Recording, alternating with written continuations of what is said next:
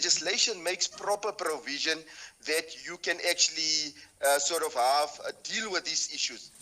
But the actual reality on the ground is, if I arrest you, your family doesn't know where you are. We don't even keep you at a proper police station. We keep you in some room somewhere. Where will people actually find out where you're being kept?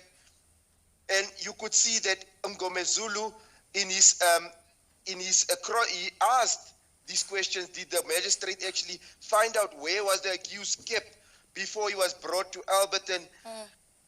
And those type of things. And I thought he was going to venture into asking for the cell registers so that one can actually see, was the person actually in a police cell or was he kept somewhere else, because he was arrested on the 16th and the confession was only taken down on the 24th. So there's an 8-day lapse. And I thought he would zoom into those type of things to actually prove. But I don't know what's still going to happen. But that's the type of things that you need to put before court to try and prove that this confession was not done freely and voluntarily. I mean, if you look at it, and when Advocate Ngomezulu was asking Ms. Cronje about these things, she got very emotional. She raised even her voice to the advocate. And as an officer of the court, she should know better. Answer the question, get over it, explain what you need to explain, and say, this is what happened.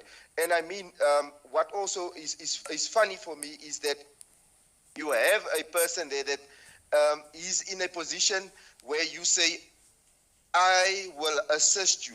Now, the person tells you, I haven't had a bath for 8 days.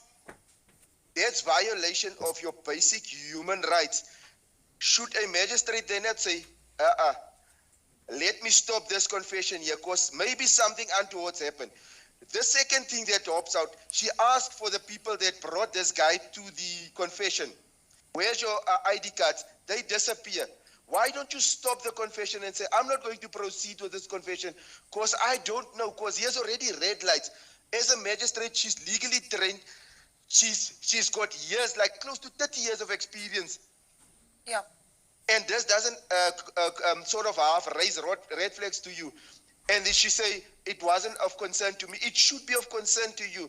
As a magistrate, you are the last stop between a person's right being violated and actually a person getting incarcerated by information or evidence that was unlawfully obtained.